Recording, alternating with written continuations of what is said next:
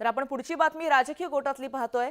आगामी निवडणुकांच्या पार्श्वभूमीवरती उद्धव ठाकरे दिल्लीत मुक्कामी आहेत आणि त्याच निमित्तानं दिल्लीमध्ये उद्धव ठाकरेंनी काँग्रेस नेत्यांसह आघाडीच्या नेत्यांच्या भेटीगाठी घेतल्यात। त्याच पार्श्वभूमीवरती काँग्रेस अध्यक्ष मल्लिकार्जुन खरगेंच्या घरी महाविकास आघाडीची बैठक घेण्यात आली आहे। या बैठकीमध्ये महाराष्ट्र निवडणुकीचा रोडमॅप जो आहे तो ठरवण्यात आल्याची माहिती आता मिळतेय। जागा वाटपापासून ते मुख्यमंत्री पदाच्या चेहऱ्यापर्यंत तिन्ही पक्षांमध्ये चर्चा झाली असून निर्णयावर सर्वांचं एकमत झाल्याची देखील आता अपडेट समोर येते। तर महाविकास आघाडीमधून उद्धव ठाकरे हे मुख्यमंत्री पदाचा चेहरा असण्याची शक्यता या पार्श्वभूमीवर वर्तवली जाते। तर विधानसभा निवडणुकीच्या जागा वाटपावर चर्चा करण्यात आली आहे।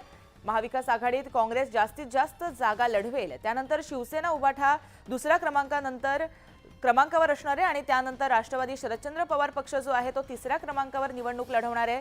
यावर एकमत झाल्याची माहिती आता सूत्रांकडून मिळते। तर याबाबत आपण अपडेट जाणून घेतोय आमचे प्रतिनिधी प्रशांत यांच्याकडून। प्रशांत, महाविकास आघाडीची काल बैठक झाली। उद्धव ठाकरे दिल्ली मुक्कामी असल्यामुळे विविध नेत्यांच्या बैठकी घेत आहेत आणि त्याच पार्श्वभूमीवरती आगामी निवडणुकांच्या पार्श्वभूमीवरती रोडमॅप जो आहे तो ठरवल्याची माहिती आता हाती येते। काय सांगाल? बरोबर काँग्रेस अध्यक्ष मल्लिकार्जुन खरगे यांच्या 10 राजाजी मार्ग या निवासस्थानी काल अत्यंत एक महत्वाची बैठक झाली। साधारणतः 40 ते 45 मिनिटे ही बैठक झाली। या बैठकीमध्ये राहुल गांधी, मल्लिकार्जुन खरगे, के.सी. वेणुगोपाल, उद्धव ठाकरे हे उपस्थित होते।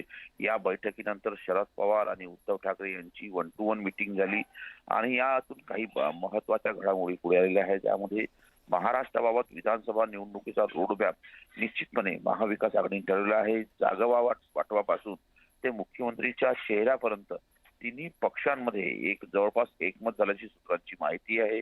महाविकास आघाडीमधून उद्धव ठाकरे यांचा मुख्यमंत्री पदाचा चेहरा होण्याची दाट दिली जात आहे। सोबतच जी विधानसभा निवडणुकीची औपचारिक चर्चा सुरू आहे। आज देखील उद्धव ठाकरे दिल्लीत राहणार आहे आणि आज सोनिया गांधी देखील सायंकाळी भेट होणार आहे। त्यामुळे जवळपास या सगळ्या मुद्द्यांवरती आज सोनिया गांधींचा शिक्कामोर्तब होण्याची देखील शक्यता व्यक्त केली जात आहे। नक्कीच प्रशांत, याकडे देखील आपलं लक्ष असेल। अपडेट घेत राहू। तत्पूर्वी धन्यवाद तुम्ही दिलेल्या माहितीसाठी।